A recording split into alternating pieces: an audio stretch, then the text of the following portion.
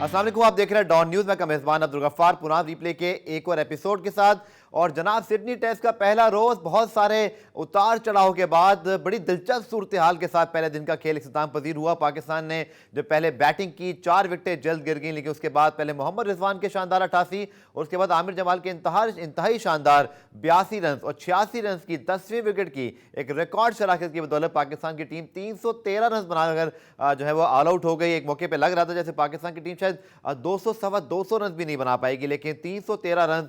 अब ये देखना पड़ेगा कि जब सिडनी टेस्ट के दूसरे रोज ऑस्ट्रेलिया की बैटिंग आती है तो ये 313 रन कितने हैंडी साबित होती हैं। डेविड वार्नर अपना आखिरी टेस्ट मैच खेल रहे हैं और साजिद खान ने जो एक ओवर किया ऑस्ट्रेलिया का उसमें बहुत ही क्लोज कॉल हुई, बोल्ड होते होते बचे, लेकिन डेविड वार्नर की किस्मत उनके साथ मेहरबान है अब तक तो इस उनके आखिरी टेस्ट मैच में। पुराम में इस हवाले से तफसीली बात करेंगे, इसके साथ साथ बात करेंगे पाकिस्तान के टीम कॉम्बिनेशन पे भी, शाहीन शाफिदी के रेस्ट पर भी, और आज पुराम के आखिर में स्नूकर चैंपियन एहसन रमजान के साथ भी आपकी बातचीत कराएंगे। लेकिन पहले आप देख लीजिए रिप्ले हेडलाइन।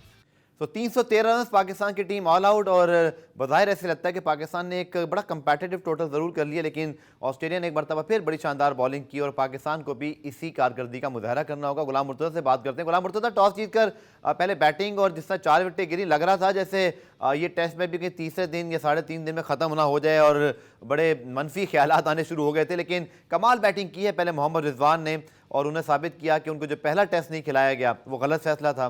फिर आमिर जमाल जिन्होंने आज शानदार 82 किए, 86 का उन्होंने पार्टनरशिप भी की लास्ट विकेट पर मीर हमजा के साथ। आपने साजिद अली के बाद उनको भेजा, ये साजिद खान के बाद, ये समझ नहीं आया, लेकिन I think in the end Pakistan did well to reach 313।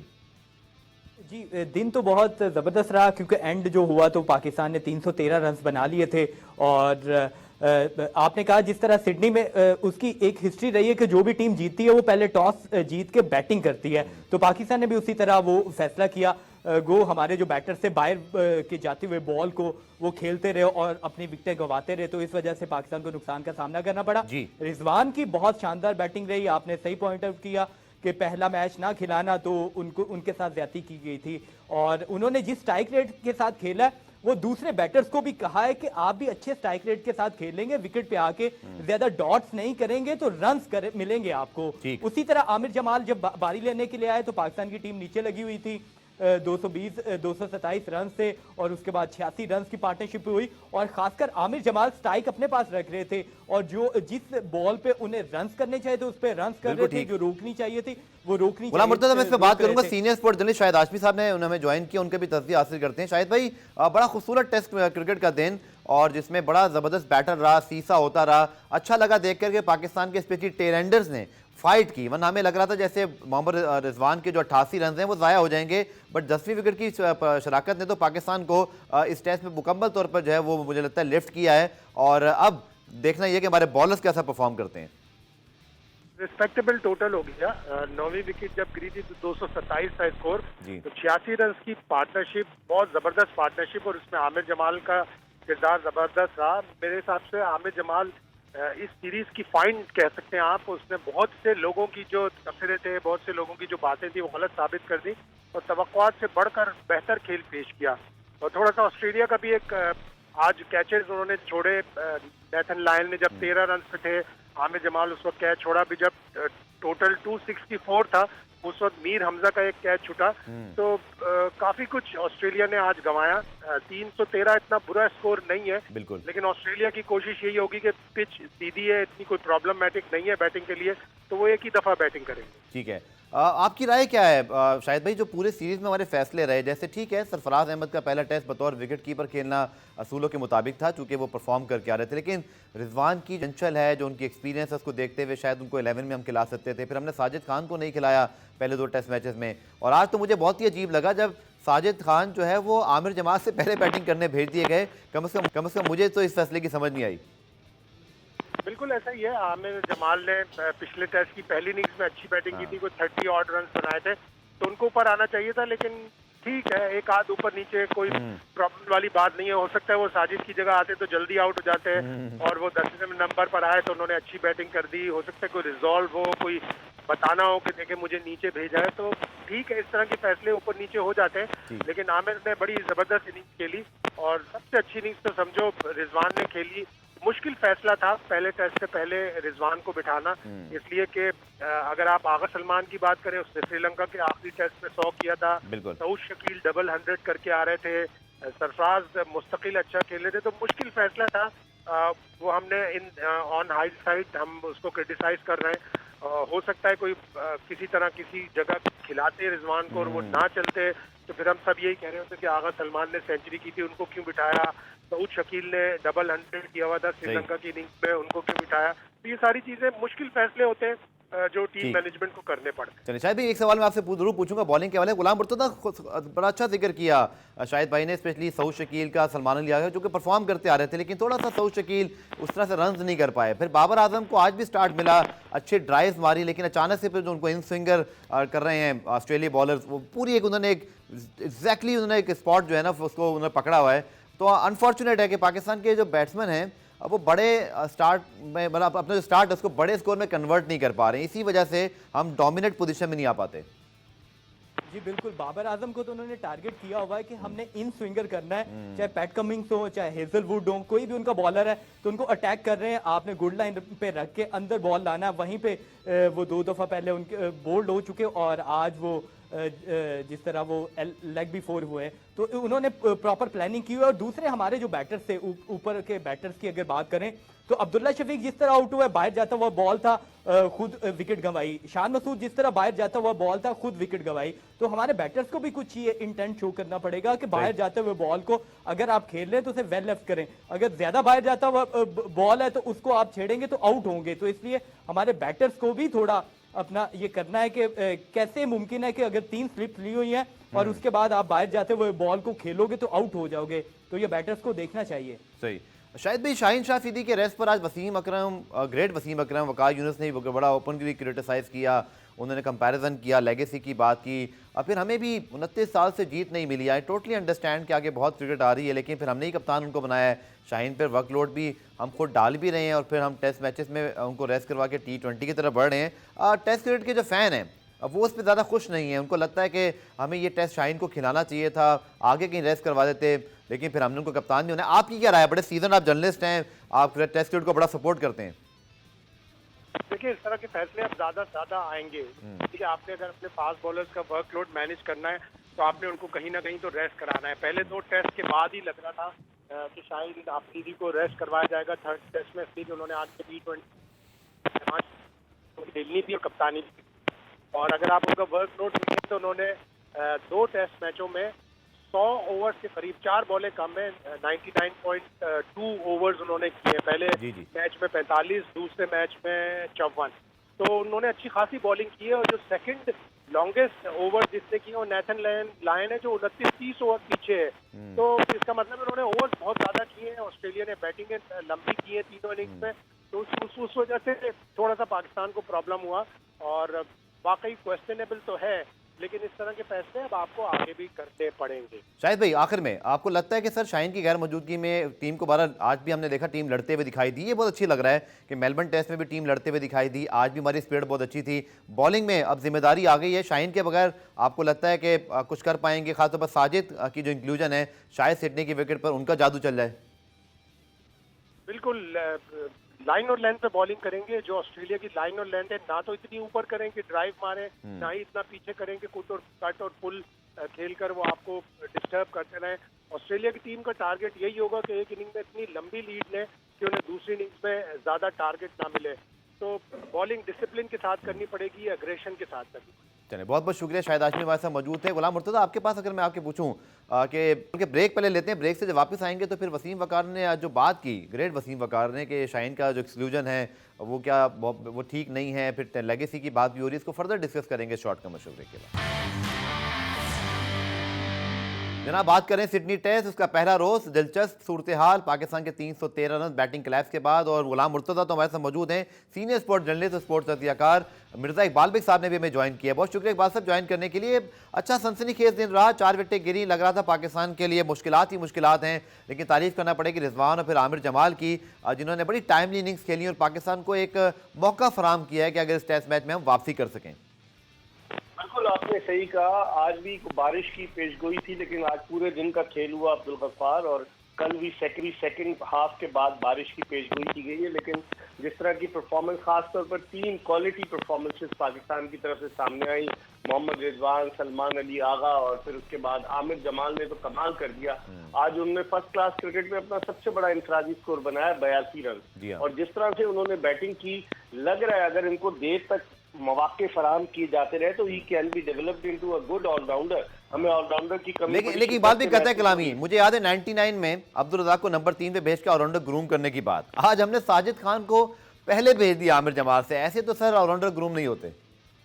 वो जो प्रिंसिपल बन चुके हैं प्रोफेसर साहब हफीज, ये उनको सोचना चाहिए। जिस तरह उन्होंने शाहीन शाह अफरीदी को आराम कराया है और जिस तरीके से उन्होंने साजिद खान को पहले भेज दिया, तो मेरे ख्याल में आमिर जमाल में पोटेंशियल नजर आया है। अब्दुल गफ्फार, आप देखें कि ऑस्ट्रेलियन ने जो स्ट्रेटजी आज प्लान की थी कि शॉर्ट पिच गेंदों पर पाकिस्तान के बैट्समैनों को परेशान किया, लेकिन आमिर जमाल ने तने तनहा, जिसे कहते हैं कि उसने एक बहादुर सिपाही की तरह मीर हमजा को दूसरे एंड से बचाए रखा और खुद उसने जो ऑस्ट्रेलिया का मुकाबला किया, खासतौर पर आज आपने देखा होगा रिवर्स स्वीप में जो उसने छक्का मारा वो भी कमाल का था। तो मेरे ख्याल में अगर उसको मौके फराहम किए जाए तो डेफिनेटली वो आने वाले वक्त में पाकिस्तान के लिए अच्छा ऑलराउंडर साबित हो सकता है। 2018 से फर्स्ट क्लास क्रिकेट खेल रहा है आमिर जमाल और पाकिस्तान अंडर 19 को भी रिप्रेजेंट कर चुका है। फिर इसके बाद इसने अपना T20 डेब्यू, आपको याद होगा 2 साल कबल गद्दाफी स्टेडियम लाहौर में किया, तो he can be a good allrounder. लेकिन सवाल यही पैदा होता है कि पाकिस्तान में मुस्तकिल मिजाजी की कमी है। अब आप हसन अली को ऑलराउंडर कह रहे थे, हसन अली क्या बैटिंग में करके दे रहे हैं, बॉलिंग में करके दे रहे हैं।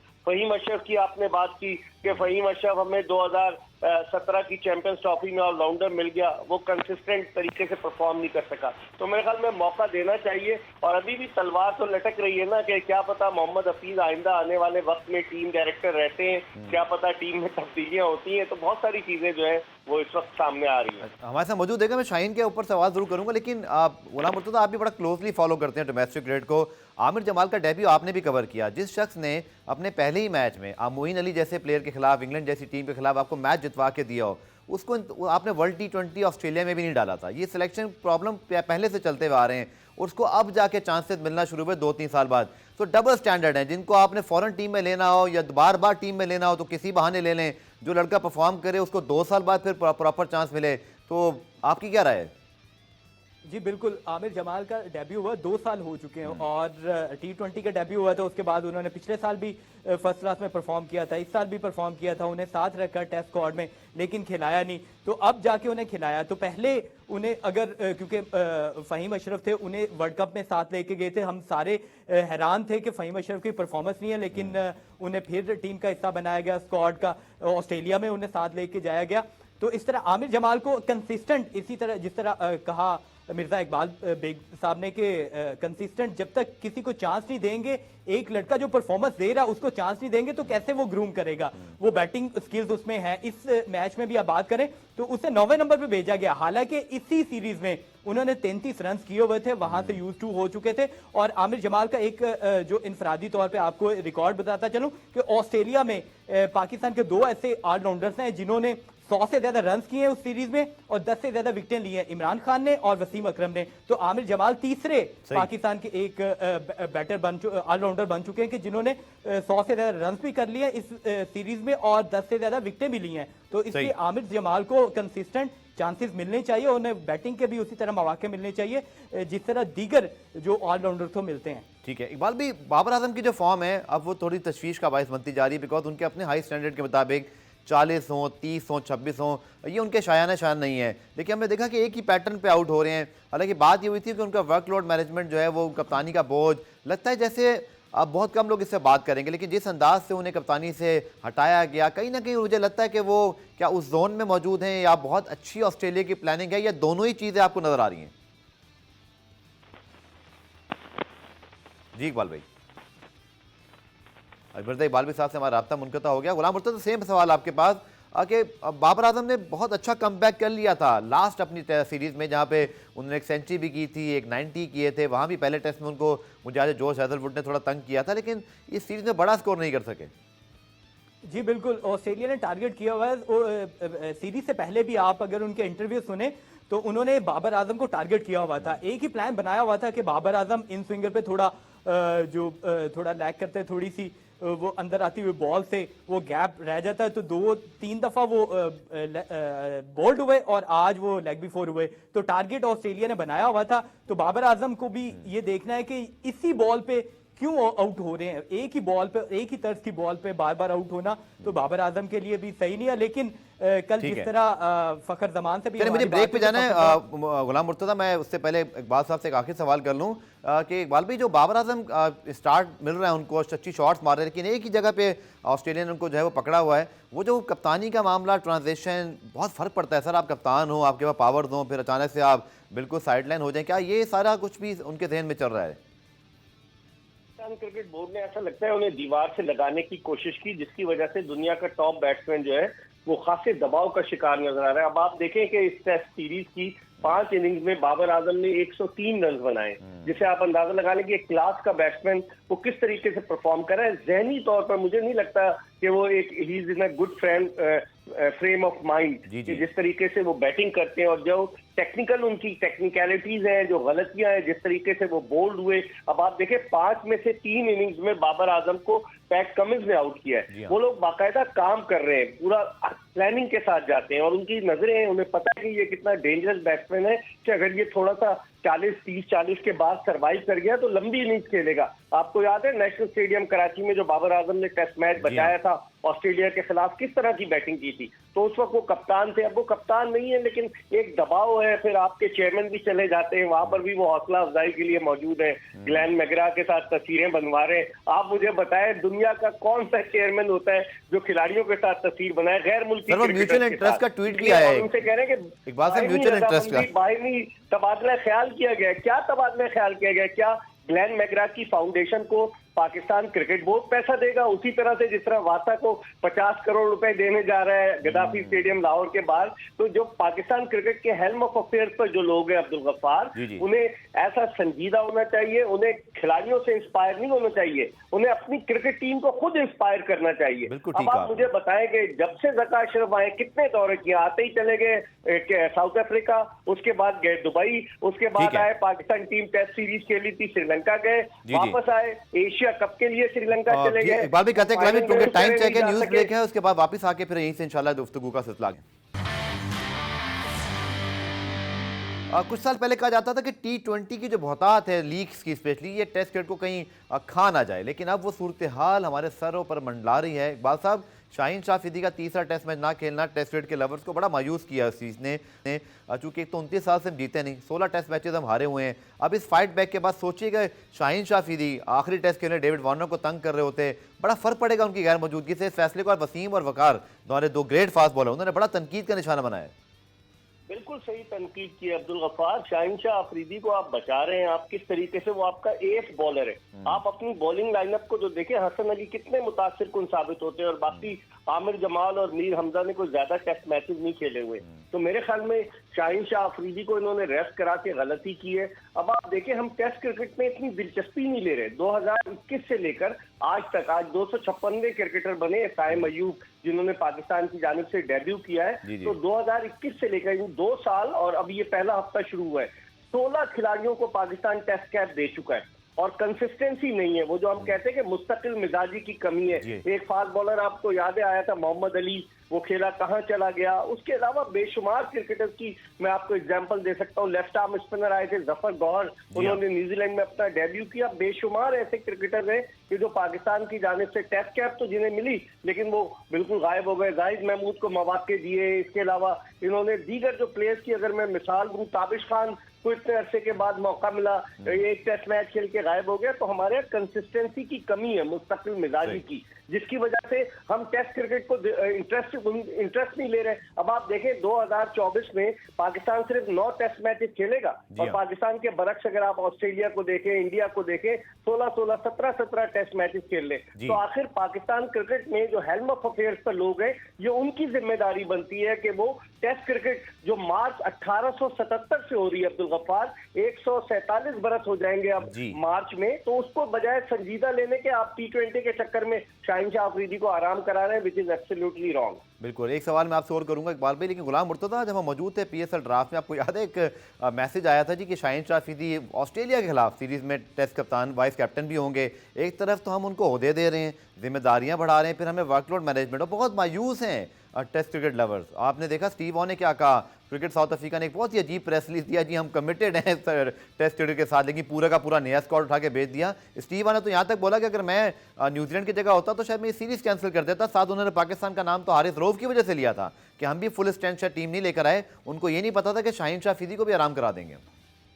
जी बिल्कुल, उन्होंने ठीक कहा कि और पाकिस्तान क्रिकेट बोर्ड को भी ये चाहिए था कि जो शाहीन शाह अफरीदी को अगर रेस्ट भी करवाना था तो T20 के थोड़े मैचेस खिलवा लेते, लेकिन ये तीसरा टेस्ट मैच उसे लाजमी खिलाते। अगर आप देखें जो ऑस्ट्रेलिया के सीरीज ऑस्ट्रेलिया के बॉलर्स हैं वो ये सीरीज जीते हुए, उसके बावजूद पैट कमिंग्स, हेजलवुड और उनके तीसरे जो मिचेल स्टार्क है, वो तीनों फास्ट बॉलर खेल रहे हैं।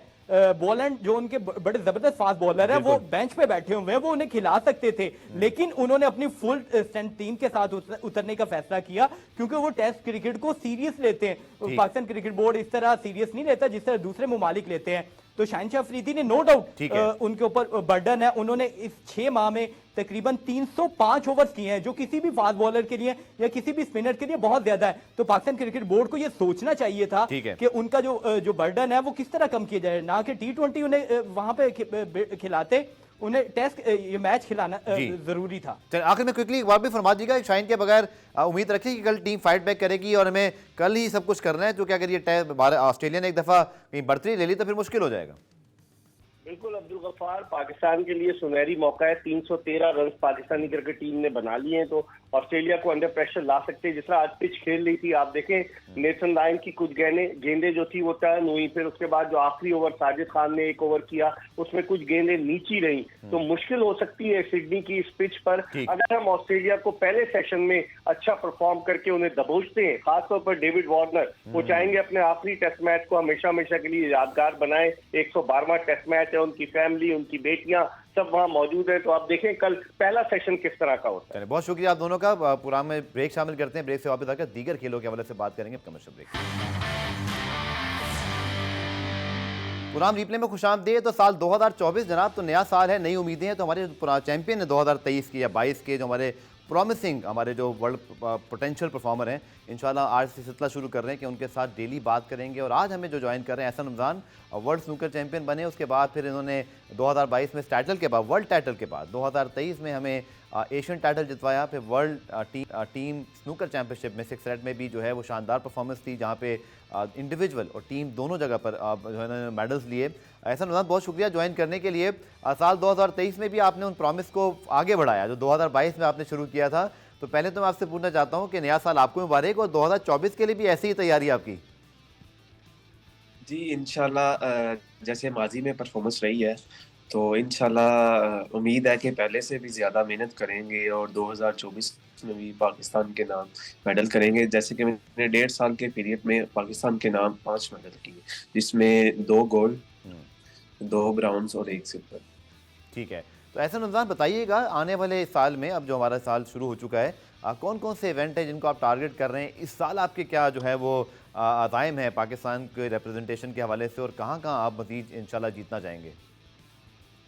देखें अभी एशियन सीरीज स्टार्ट होने लगी है तकरीबन 2 माह तक, तो इंशाल्लाह पहले एशियन चैंपियनशिप आएगी, कोशिश करेंगे कि उसमें भी पाकिस्तान का नाम रोशन करे, और आगे वर्ल्ड चैंपियनशिप आएगी। तो इंशाल्लाह उम्मीद है कि नया साल है तो अलावा कुछ बेहतर करेंगे, और इंशाल्लाह 2024 का भी जो वर्ल्ड कप है कोशिश यही है कि वो भी पाकिस्तान के नाम करे। ठीक है, 2023 में जब आप 2022 में आपने जब वर्ल्ड टाइटल जीता, उसके बाद कुछ हौसला अफजाई हुई, गो कि मुझे आज तक इख्तलाफ है पाकिस्तान स्पोर्ट बोर्ड की पॉलिसीज़ पर कि अगर आपकी पॉलिसी मतलब बाकी खेलों के लिए बड़े इनाम की है तो फिर स्नूकर को आप एमेच्योर में क्यों डालते हैं। लेकिन चलिए किसी हद तक हौसला अफजाई तो हुई ही थी, लेकिन जो आपने टाइटल जीते हैं ऐसा रमज़ान 2023 में, चाहे वो एशियन हो या वर्ल्ड में आपने जो बाकी जाके मेडल जीते, इसकी मुझे हौसला अफजाई की खबर नहीं मिली। क्या मुझे खबर नहीं मिली या कुछ हुआ ही नहीं?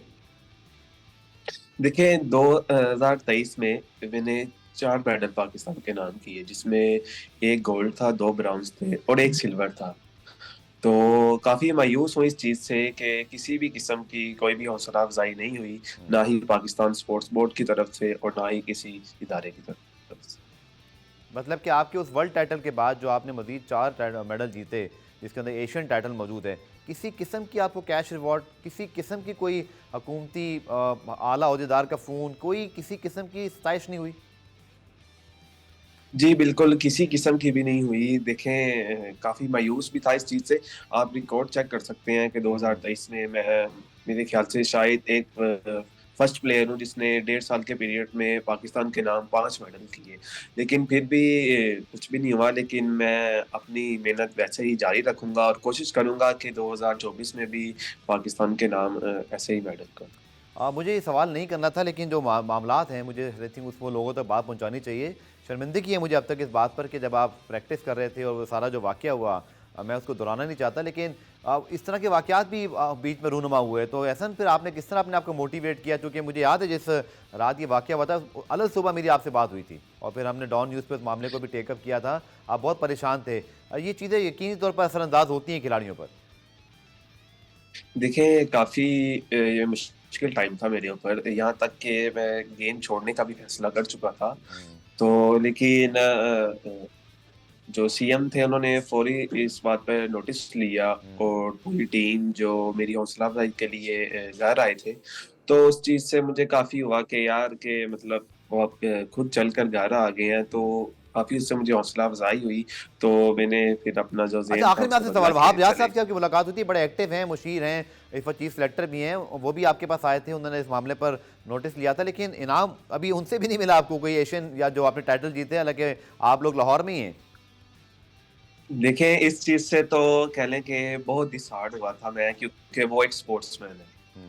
तो ठीक है। जब वो मिनिस्टर बने थे, ठीक है। तो उन्होंने मुझे बुलाया भी था। हाँ हाँ। एक एलीट्स उन्होंने एक मीटिंग रखी थी ठीक एलीट्स है। प्लेयर की, ओके। तो उसमें मैं शामिल था। तो उन्होंने वहाँ पर काफ़ी चलें, किया था वक्त कि की हम कमी है, लेकिन ऐसा ये मैं कर। ज़रूर आपके लिए आपको दोबारा प्रोग्राम में शामिल करूंगा, लेकिन मेरी दरख्वास्त होगी ना सिर्फ वहाब रियाज साहब से, बल्कि पाकिस्तान गवर्नमेंट से और इसी तरह हमारे जितने इस वक्त बाकी अगर कोई निजी इदारे के लोग देख रहे हैं कि ज़रूर हौसला अफजाई करें ऐसे खिलाड़ियों की जो कि तन तनहा पाकिस्तान का नाम पूरी दुनिया में रोशन करें। बहुत शुक्रिया एहसन रमज़ान, और कल आपसे दोबारा मुलाकात, तब तक के लिए अल्लाह हाफ़िज़।